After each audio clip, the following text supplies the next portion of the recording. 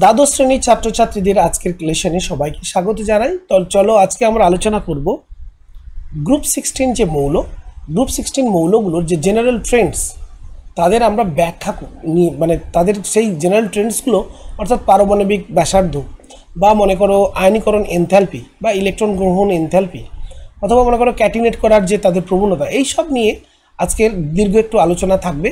বা তাদের ট্রেন্ডসটা কীরকম, তাদের ডাউন দ্য গ্রুপ তারা কিভাবে চেঞ্জড হয়, মানে বাড়ে না কমে, এই সমস্ত নিয়েই আজকের আলোচনা। তো চলো আজকের আলোচনা বেশ মজাদারই হবে, কারণ জেনারেল ট্রেন্ডসটা আমরা যদি ভালোভাবে বুঝে নিই তাহলে কিন্তু এই পরবর্তী আলোচনাগুলো আমাদের কাছে অনেকটা সহজ হবে। আজকের আলোচনা এখানেই শুরু করছি। আজকের আলোচনা গ্রুপ 16 মৌলসমূহ অক্সিজেন পরিবার। দেখো, অক্সিজেন পরিবারে আমরা যে চারটি মৌলকে নিয়ে আলোচনা করব সেটি হচ্ছে অক্সিজেন, সালফার, সেলেনিয়াম এবং টেলুরিয়াম। প্রথম কয়েকটি সদস্য যে নামগুলো বললাম এই সদস্যগুলো ছাড়া গ্রুপ 16-এ কিন্তু আরও কয়েকটি মৌল আছে, কিন্তু আমাদের এই চারটি মৌলকে নিয়েই বেশি কিন্তু এখানে আমাদের জানার বিষয় আছে। এদের চ্যালকোজেন মৌল বলা হয়। আর এই অক্সিজেন পরমাণু মানে এই অক্সিজেনের যে গ্রুপ অক্সিজেন পরিবার, এই পরিবারে অন্য দুই সদস্য হলো পোলোনিয়াম এবং লিভারমোরিয়াম। পোলোনিয়াম কিন্তু তোমরা জানো একটি তেজস্ক্রিয় মৌল, এর কিছু ডিফারেন্ট কেমিক্যাল প্রপার্টিজ আছে, তবে এই দুটি ছাড়া বাকিগুলোর আমাদের বিস্তারিত এক তুলনামূলক আলোচনাগুলি এই চ্যাপ্টারে আমরা করতে থাকবো। তো প্রথমে আমাদের এই চ্যাপ্টারকে ভালো করে জানতে গেলে মৌলগুলোর আগে পরমাণু ক্রমাঙ্কগুলো একটু জেনে নিতে হবে। অক্সিজেনের আমরা জানি সবাই 8 হয়, সালফারের সেক্ষেত্রে হয় 16, সেলেনিয়ামের 34 আর টেলুরিয়ামের 52।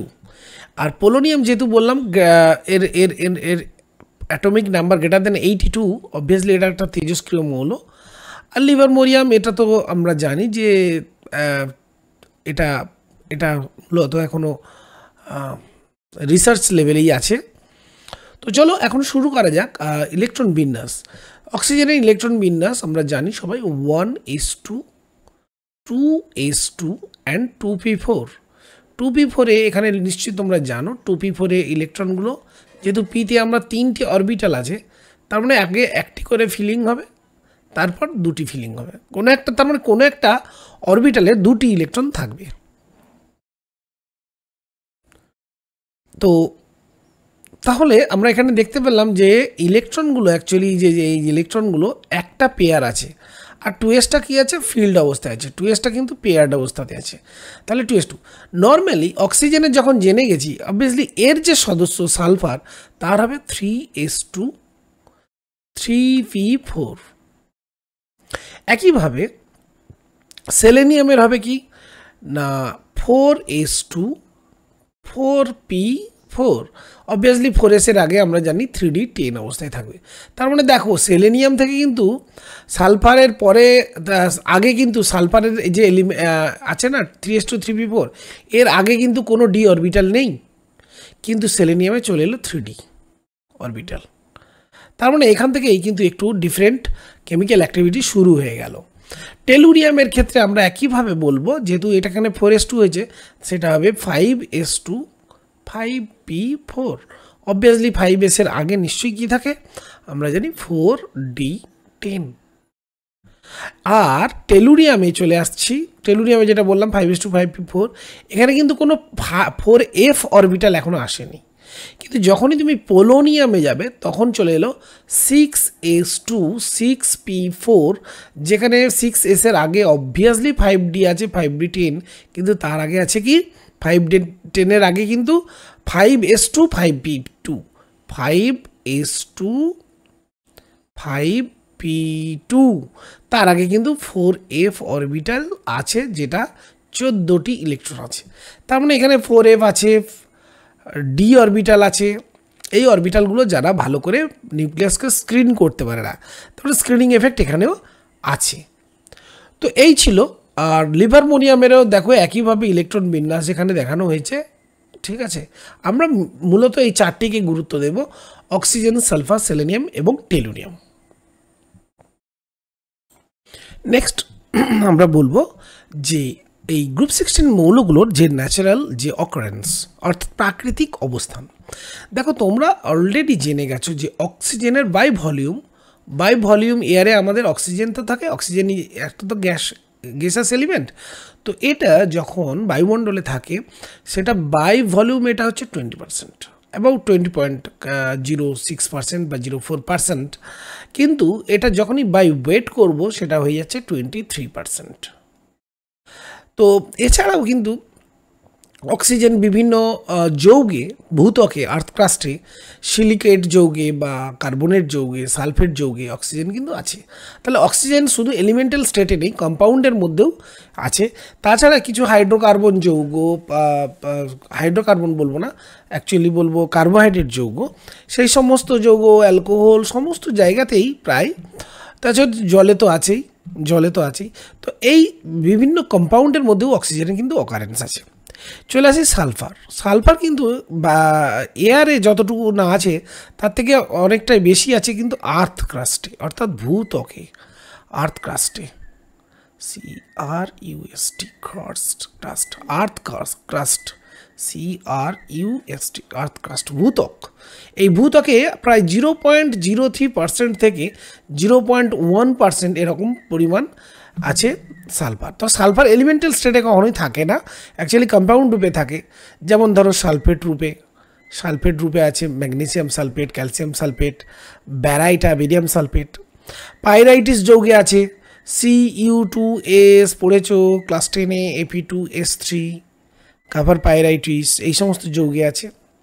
তাছাড়া দেখো সালফাইড গঠিত যৌগ যেমন গ্যাসিয়াস, H2S, SO2, এই সমস্ত গ্যাসিয়াস যৌগতেও কিন্তু সালফার আছে। তারপরে তোমরা যে পেঁয়াজ কাটো, এখানে তো অর্গ্যানিক সালফার পাও, পেঁয়াজ কাটলে চোখ জ্বলে যায়, তার কারণ ওখানে সালফার ডাইঅক্সাইড গ্যাস তৈরি হয়, যা চোখের সংস্পর্শে এসে সালফিউরিক অ্যাসিড এবং চোখ জ্বালা করে। তো এখানেও আছে, অর্থাৎ জৈব যৌগেও সালফার আছে। এরপর চলে আসে সেলেনিয়াম কিন্তু খুব কম পরিমাণ আছে। কোথায় না, প্রকৃতিতে সালফার যেমন ভূত্বকে থাকে, সেলেনিয়ামও আর্থ ক্রাস্টেই থাকে, কিন্তু এর পরিমাণটা খুবই কম, 0.05 ppm আর্থ ক্রাস্টে এভাবে পাওয়া গেছে, পার্টস পার মিলিয়ন। একইভাবে টেলুরিয়াম 0.002 ppm, আরও কম। তো এই ছিল আর্থ ক্রাস্টে এদের অবস্থান। নেক্সট আমরা অক্সিজেন পরিবারে যে মৌলগুলো আলোচনা করলাম, এরপর আমরা আলোচনা করব এই গ্রুপ 16 যে মৌলগুলো, এদের কিছু ভৌত এবং পারমাণবিক ধর্মগুলো। তো চলে আসি প্রথম যে টপিকটা নিয়ে আমরা আলোচনা করব। ক্লাস 10-এ আমরা অলরেডি আলোচনা করেছি এদের কিভাবে পর্যায়গতভাবে বা শ্রেণীগতভাবে পরিবর্তনগুলো হয়। তো দেখো প্রথমেই আছে পারমাণবিক এবং আয়নীয় ব্যাসার্ধ। পারমাণবিক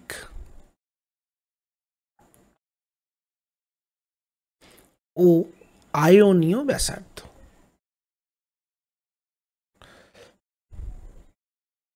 দেখো ক্লাস 10-এ আমরা যেরকম পড়েছিলাম যে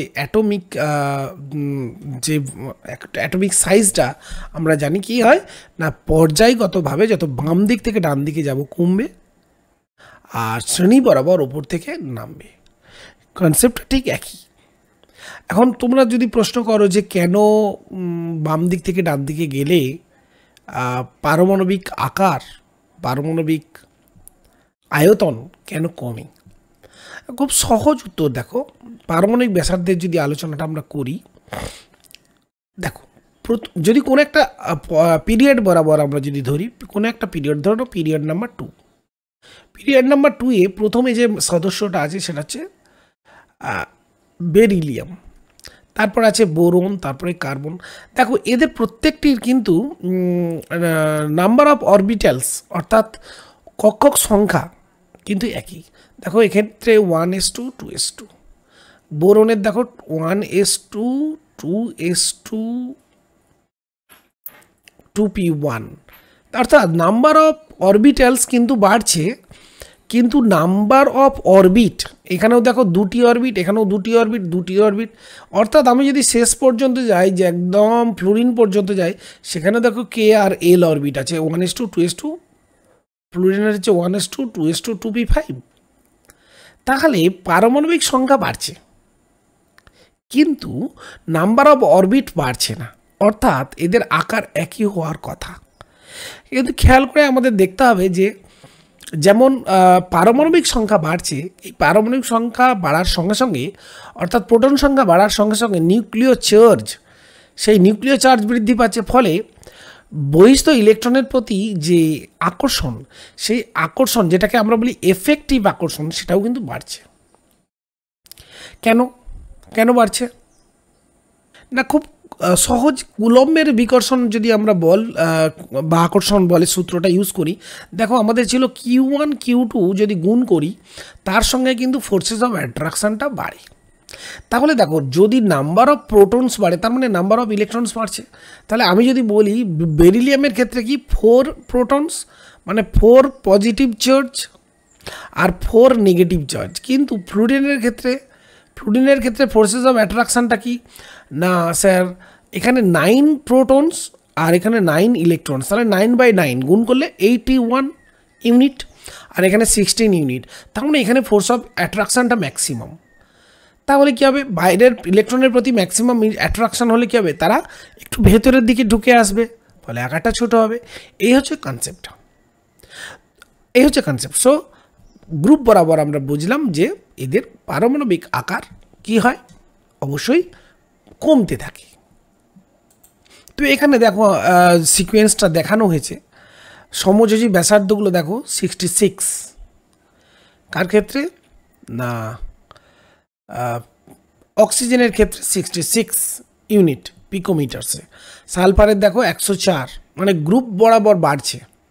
সেলেনিয়ামের 117 137, এটা আমরা যদি বলি নাইট্রোজেন, অক্সিজেন, ফ্লুরিন, কার্বন, এই বরাবর কিন্তু আমরা আলোচনা করলাম কি কমবে, কিন্তু যখন ডাউন দ্য গ্রুপ যাব তখন কি হচ্ছে, একটি করে নতুন গ্রুপ অরবিট সংযোজিত হচ্ছে। যেমন দেখো অক্সিজেনের দুটো অরবিট থাকে KL, কিন্তু সালফারের অরবিট থাকে কত, এর ঠিক নিচেই তো সালফারের অরবিট থাকে KLM, তার মানে নাম্বার অফ অরবিটস বাড়া মানেই তো তাদের কি সাইজটা বাড়ছে, এবং সেটাই দেখো এখানে রিফ্লেক্ট করেছে 104 117।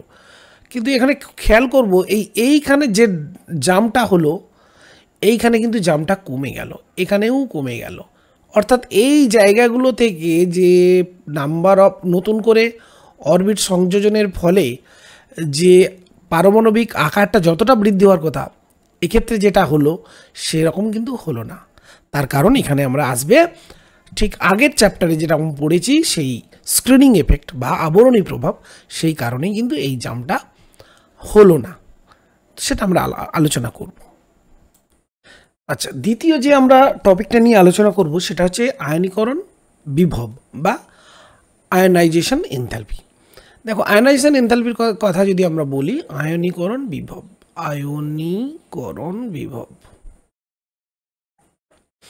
তোমরা জানো আয়নীকরণ বিভব টার্মটা কাকে বলে।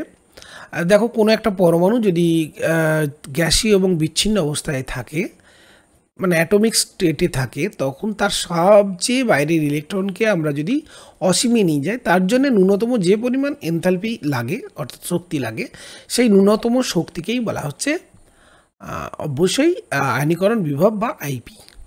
এখন এই ইলেকট্রনকে, সর্ববহিস্থ ইলেকট্রনকে নিয়ে যেতে গেলে অসীমে যদি নিয়ে যাই, তাহলে এটা একটা অ্যাটম ছিল, সেটা কিন্তু হয়ে যাবে অ্যাটম প্লাস, মানে আয়নে কনভার্ট হয়ে যাবে। তো এটা হলো একটা প্রথম আয়নীকরণ বিভব ডেল্টা H1। এরপরে এই যে A প্লাস হলো, এরপরে যদি আবার এর বাইরের থেকে একটি ইলেকট্রন আমরা রিমুভ করি, যেমনটা আগে করেছিলাম, তাহলে তখন হবে A ডাবল প্লাস। তো এটার জন্য যে এনথালপি লাগবে সেটাকে আমরা বলবো এনথালপি 2, অর্থাৎ এনথালপি অফ আয়নাইজেশন 2, অর্থাৎ দ্বিতীয় আয়নীকরণ বিভব।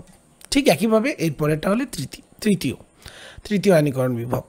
এবার প্রশ্ন হলো যে অক্সিজেন, সালফার, সেলেনিয়াম, এরা তো ডাউন দ্য গ্রুপ, তো এদের ক্ষেত্রে কী হবে? অবভিয়াসলি আমরা জানি এদের ক্ষেত্রে প্রথম আয়নীকরণ বিভব যা হবে দ্বিতীয় আয়নীকরণ কোনো একটা সদস্যের, ধরো অক্সিজেনের, প্রথম আয়নীকরণ যা হবে বিভব, দ্বিতীয় আয়নীকরণ বিভবের মানটা অবশ্যই বেশি হবে। কারণ যখনই একটা অ্যাটম থেকে ইলেকট্রন বেরিয়ে যাবে তার জন্যে যে শক্তি লাগে, অবশ্যই একটা ক্যাটায়ন তৈরি করার পর তার থেকে যদি আবার ডবল প্লাস তৈরি করতে হয়, মানে ডাইপজিটিভ যদি আয়ন তৈরি করতে হয়, সেক্ষেত্রে অনেক বেশি শক্তি লাগে। অর্থাৎ অবভিয়াসলি এখান থেকে আমরা সবসময় জানি যে delta H2 greater than delta H1, এটা যে কোনো একটা এলিমেন্টের ক্ষেত্রে হবে। এবার প্রশ্ন হলো ঠিক একইভাবে ডেল্টা H3। এবার প্রশ্ন হলো যে অক্সিজেনের ক্ষেত্রে বা সালফারের ক্ষেত্রে এই ডাউন দ্য গ্রুপ, মানে এদের ক্ষেত্রে তুলনাটা কীরকম হবে। দেখো, অক্সিজেনের আয়নীকরণ এনথালপি যদি এই হয়, সালফারের অবভিয়াসলি কম হবে, কারণ অক্সিজেনের থেকে সালফারের আকারটা বড়। তাহলে বড় হয়ে গেলে কী হবে, নিউক্লিয়াস থেকে এই যে ডিস্টেন্সটা বেড়ে গেলে কী হবে, এই কক্ষে যে ইলেকট্রন তার যে শক্তি, সেই শক্তিটা মানটা কী হয় আমরা জানি কমে যায়। যত দূরে যাবে অ্যাকচুয়ালি ভুল বললাম, অ্যাকচুয়ালি এইটা যদি আমার ধরে নিই -x ইউনিট, এইটা হবে -y ইউনিট। অবভিয়াসলি ভ্যালুর দিক থেকে -x এর আমরা যদি মডিউলাস করি, তাহলে -y যদি মডিউলাস করি, তাহলে মডিউলাস ভ্যালু x হবে, y হবে, সেক্ষেত্রে কিন্তু x গ্রেটার দেন y। কিন্তু যদি নেগেটিভ আমরা এনার্জিটা ধরি, তাহলে -x এনার্জিটা কম আর -yটা বেশি। তার মানে এখানে আমরা বলতে পারি -y obviously greater than -x। তার মানে আমরা বলতে পারি যে দেখো, এক্ষেত্রে y পরিমাণ শক্তি দিতে হবে, +y দিলে আয়নীকরণ বিভব, আর এক্ষেত্রে +x। অবভিয়াসলি +x ভ্যালুটা কী হবে, অনেক বেশি হবে, গ্রেটার দেন কি +y ভ্যালু। তার মানে দ্বিতীয়, মানে যত আকারে বড় হবে তার সেখান থেকে ইলেকট্রনকে আমরা যদি অসীমে নিয়ে যেতে চাই, তাহলে অনেক কম শক্তি লাগবে। এর চেয়েও যদি বড় হয় সেলেনিয়ামের ক্ষেত্রে, সেক্ষেত্রে যদি জেড লাগে, তাহলে হবে x greater than y greater than Z. এই হচ্ছে কনসেপ্টটা। অর্থাৎ এটাই বলতে চাইছি যে যত পরমাণুর আকার বড় হবে, তার বহিস্থ ইলেকট্রনের দূরত্ব নিউক্লিয়াস থেকে বাড়ার কারণে কম শক্তি লাগবে, অর্থাৎ তার আয়নীকরণ বিভব কম হবে। তাহলে আমরা তুলনা করে যদি বলি যে দেখো, তাহলে অবভিয়াসলি কী হবে না, সালফারের বা অক্সিজেনের প্রথম আয়নীকরণ বিভবের যা মান হবে, সালফারের তার তুলনায় কী হবে, কম হবে। সেই ভ্যালুটাই এখানে দেখো দেখানো হয়েছে, যে প্রথম আয়নীকরণ বিভব দেখো কমছে। এবার প্রশ্ন হলো যে দেখো 1314 থেকে 100 এই যে জাম্পটা, কিন্তু 100 থেকে 941 এই সেম রিফ্লেকশান হচ্ছে না। তার কারণ আমরা পরে আলোচনা করছি, নিষ্ক্রিয় জোড় প্রভাব বা ইনার্ট ফেয়ার এফেক্ট, এটা নিয়ে আমরা পরে আলোচনা করছি। তো এখানে এটুকু আমরা বুঝলাম যে ডাউন দ্য গ্রুপ আসলে এনথালপির যে আয়নাইজেশন এনথালপির মানটা কমছে। এবার প্রশ্ন হলো যে আমরা যদি ঠিক এর আগের সদস্য অর্থাৎ নাইট্রোজেনের সঙ্গে তুলনা করি, নাইট্রোজেনের ক্ষেত্রে দেখো প্রথম আয়নীকরণ বিভবের মান ছিল কত, প্রথম আয়নীকরণ বিভবের মান ছিল 1402 কিলোজুল মোল ইনভার্স নাইট্রোজেনের ক্ষেত্রে। অক্সিজেনের ক্ষেত্রে সেটা হয়ে গেল 1314 কিলোজুল মোল ইনভার্স। এবার প্রশ্ন হলো কেন কমলো কেন? দেখুন, আমরা যত বাম দিক থেকে ডান দিকে যাব, আকার তো ছোট হচ্ছে, তাহলে অবভিয়াসলি কী হওয়া উচিত, এর আয়নীকরণ বিভব বেশি হওয়া উচিত, কিন্তু কমলো কেন? তার কারণ দেখো, নাইট্রোজেনের একটা স্টেবল ইলেকট্রনিক কনফিগারেশন ছিল 2s2 2p3, যেখানে পিতে অরবিটালগুলো হাফ ফিল্ড ছিল 1 1 1। কিন্তু অক্সিজেনের ক্ষেত্রে দেখো, অক্সিজেনের ক্ষেত্রে 2s2 ফিলিং, আর এখানে ছিল দেখো, এখানে ছিল পার্সিয়ালি ফিল্ড। এখান থেকে ইলেকট্রনটা রিলিজ করার পরে এরা কিন্তু একটা স্টেবল ইলেকট্রনিক কনফিগারেশন পাচ্ছে, দেখো 1 1 1 1 1 1, মানে এটা দুটো থাকছে, এটা তিনটে। তার মানে এ নাইট্রোজেনের মতো ইলেকট্রন বিন্যাস লাভ করলো, এবং এই লাভ করার জন্যই কম শক্তি পেলেই আসলে ইলেকট্রন ছেড়ে এই সুস্থিত ইলেকট্রন বিন্যাস লাভ করার জন্যে অক্সিজেন সহজেই ইলেকট্রন ত্যাগ করে। সেই জন্যেই নাইট্রোজেনের ক্ষেত্রে প্রথম আয়নীকরণ বিভব বেশি হলেও অক্সিজেনের ক্ষেত্রে কম। আবার ঠিক উল্টোটা, অক্সিজেনের যখন দ্বিতীয় মানে আয়নীকরণ বিভব আমরা বলবো, সেক্ষেত্রে দেখো অক্সিজেনের ক্ষেত্রে যেহেতু স্টেবল কনফিগারেশন পেয়েছে, তাহলে এর থেকে যদি আবার ইলেকট্রন আমার দিকে রিমুভ করতে হয় তাহলে অনেক বেশি শক্তি লাগবে, এবং সেটাই দেখা গেছে বাস্তবে প্রায় 3388 কিলোজুল মোল ইনভার্স লাগে। বোঝা গেছে? কিন্তু নাইট্রোজেনের ক্ষেত্রে সেক্ষেত্রে ইলেকট্রন রিমুভ করতে, যেহেতু এর স্টেবল কনফিগারেশন অলরেডি হারিয়ে গেছে একটা ইলেকট্রন চলে যাওয়ার পর, n প্লাস হয়ে যাওয়ার পর, তো n প্লাস থেকে আবার যখন n ডাবল প্লাস হবে সেক্ষেত্রে লাগছে 2856, কারণ এখানে আর কি নেই, স্টেবিলিটি হারানোর কিছু নেই, নর্মালি যেটা হওয়া উচিত সেটাই হচ্ছে। তাহলে এখানে দেখলাম কি, অক্সিজেন তার দ্বিতীয় ইলেকট্রন আয়নীকরণ বিভবটা অনেক বেশি হচ্ছে। কেন না, যেহেতু স্টেবল ইলেকট্রনিক কনফিগারেশনটা হারিয়ে এই পার্সিয়ালি একটা ফিল্ড কনফিগারেশন পাচ্ছে, তো এই কারণেই এর দ্বিতীয় আয়নীকরণ বিভবটা বেশি হয়। তো এই ছিল আমার আয়নীকরণ বিভব সংক্রান্ত আলোচনা। এরপর চলে আসি গলনাঙ্ক এবং স্ফুটনাঙ্ক প্রসঙ্গে। দেখো গলনাঙ্ক যদি আমরা বলি বা স্ফুটনাঙ্ক যদি বলি, নর্মালি ডাউন দ্য গ্রুপ কী হয়, এদের অ্যাটমিক সাইজটা বাড়তে থাকে এবং তার সঙ্গে সঙ্গে এদের অ্যাটমিক ওয়েটটাও বাড়তে থাকে। এর ফলে কী হয়, ভ্যান্ডারওয়াল ফোর্সেস অফ অ্যাট্রাকশনটা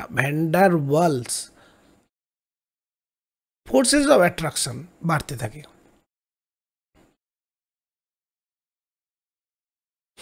এবং এটা ফোর্সেস অফ অ্যাট্রাকশন বাড়লে অবভিয়াসলি কী হবে না, এদের গলনাঙ্ক এবং স্ফুটনাঙ্ক ক্রমশ ডাউন দ্য গ্রুপ বাড়তে থাকে।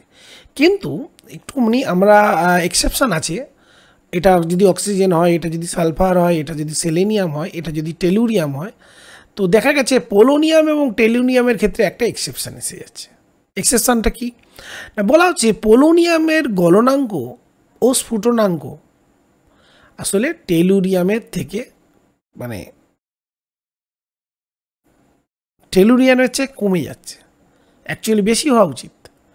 তো কারণ দেখো এখানে বলছে যে এর যে নিষ্ক্রিয় জোর প্রভাব, এক্ষেত্রে ইনার্ট ফেয়ার এফেক্টটা ম্যাক্সিমাম হওয়ার কারণে এর যে লাস্ট ইলেকট্রনটাকে না হচ্ছে 6s2 6p4, অর্থাৎ এই ইনার্ট পেয়ার এফেক্টের জন্য এই ইলেকট্রনগুলো একদম তীব্রভাবে নিউক্লিয়াস দ্বারা আকর্ষিত থাকে। মানে এটা অ্যাকচুয়ালি কোনো ভ্যান্ডারওয়াল ফোর্সেস অফ অ্যাট্রাকশানে কোনো কাজ করে না। ফলে শুধুমাত্র এই 4টি ইলেকট্রনই কী করে, পোলোনিয়ামের ক্ষেত্রে অংশগ্রহণ করে, এবং এ কারণে এখানে ফোর্সেস অফ অ্যাট্রাকশানটা পোলোনিয়ামের ক্ষেত্রে কমে যায়। বোঝা গেছে? আমি কি বলছি, আবার বলছি যে দেখো নিষ্ক্রিয় জোর প্রভাবটা কিন্তু এই পোলোনিয়ামের ক্ষেত্রে ম্যাক্সিমাম হচ্ছে, এবং এই ম্যাক্সিমাম ফোর্সেস অফ অ্যাট্রাকশানের জন্য আসলে এই নিষ্ক্রিয় যে ইলেকট্রন 6s যে ইলেকট্রন, এগুলোকে বলা হচ্ছে নিষ্ক্রিয় ইলেকট্রন, অর্থাৎ এটি আর এর যে অ্যাভেলেবিলিটি, এটা একদম কমে যাচ্ছে। তাই বন্ডিংয়ের সময়ও কিন্তু এই পোলোনিয়াম কী করবে, এই দুটো ইলেকট্রন কিন্তু সহজে রিলিজ করতে চায় না, অর্থাৎ পোলোনিয়াম প্লাস হতে চায় না, এই পোলোনিয়াম 6+ হতে চাইবে না, কারণ এই দুটো ইলেকট্রন ছাড়তে চাইবে না। তার ফলে এর প্রাপ্যতা কিন্তু কমে যাচ্ছে, এদের অ্যাভেলেবিলিটি কমে যাচ্ছে, সেই কারণে ভ্যান্ডারওয়াল ফোর্সেস অফ অ্যাট্রাকশন কমে যাচ্ছে, আর এই পোলোনিয়ামের এক্সেপশনালি এর স্ফুটনাঙ্ক এবং গলনাঙ্কটাও কিন্তু কমে যাচ্ছে। নেক্সট আমরা যেটা আলোচনা করব, মৌলিক অবস্থা বা এলিমেন্টাল স্টেট। মৌলিক অবস্থা, দেখো এক্ষেত্রে অক্সিজেনে আমরা যদি বলি মৌলিক অবস্থা কি, অবশ্যই তোমরা বলবে এটা একটা গ্যাসিয়াস এলিমেন্ট।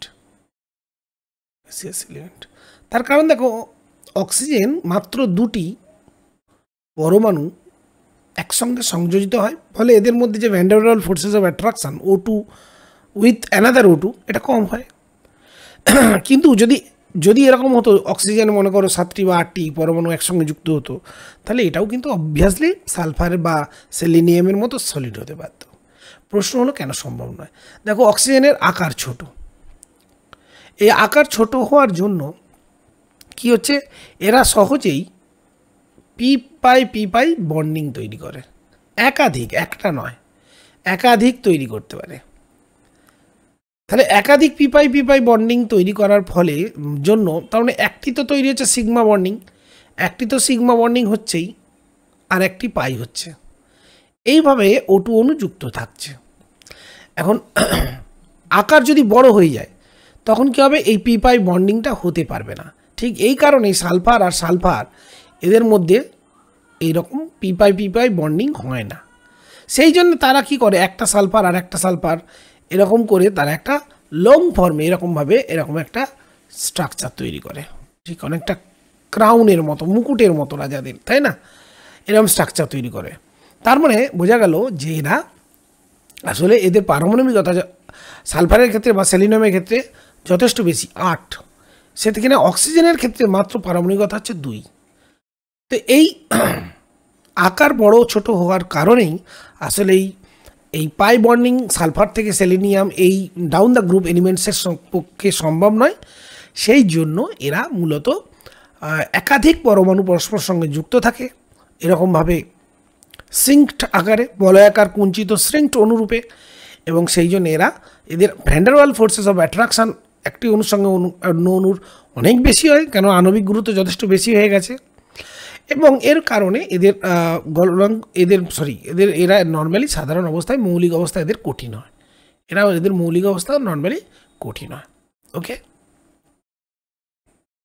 তবে এই ক্ষেত্রে প্রসঙ্গক্রমে বলে রাখি যে দেখো, অক্সিজেন যদি মনে করো কার্বন ডাইঅক্সাইডের ক্ষেত্রে স্ট্রাকচারটা আমরা ভাবি, তাহলে অক্সিজেন কী হচ্ছে, সিগমা বন্ড করছে আর এরকম পি পাই একটা পাই বন্ড করছে, তাই তো।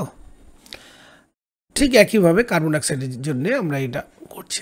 একইভাবে এটা আমরা জানি অন্য তলে থাকে, এইটা অন্য তলে থাকে, এটা অন্য কালারে করলে ভালো হতো। হ্যাঁ, এইটা একটা আমি অন্য কালার দিলাম যেটা বোঝানোর জন্যে। দেখো এইটা অন্য তলে আছে, এটা যদি নর্মালি এক্স তলে থাকে তাহলে এইটা অবভিয়াসলি আছে ওয়াই তলে, মানে এইটা আমার আছে ওয়াই তলে আর এইটা আমার আছে এক্স তলে, দুটো তল কিন্তু 90 ডিগ্রি অ্যাঙ্গেলে আছে। সেক্ষেত্রে আমরা যদি একইভাবে সালফারের কম্পাউন্ডের ক্ষেত্রে ভাবি, ধরো CS2, সেক্ষেত্রে কিন্তু এই যে পি অরবিটালের সঙ্গে এসের পি অরবিটাল না অংশগ্রহণ করে অ্যাকচুয়ালি ডি অরবিটাল এইভাবে অংশগ্রহণ করে।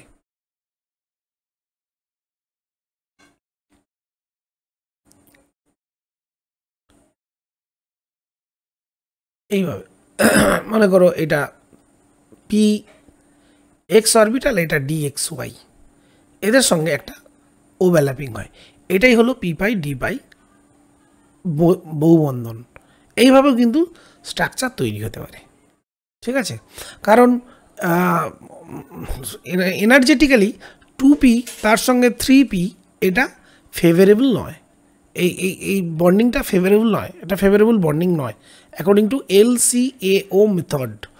সেই জন্যে এক্ষেত্রে কিন্তু এই ডি এর সঙ্গে পি এর মোটামুটি এনার্জেটিক্যালি একটা সাদৃশ্য থাকার কারণে এইরকম বন্ডিং তৈরি হয়। কাজেই এরা ডাবল বন্ড তৈরি করতে পারে এরকম পি পাই ডি পাই ব্যাক বন্ডিং। এরপর চলে আসি প্রসঙ্গটা ক্যাটিনেশন।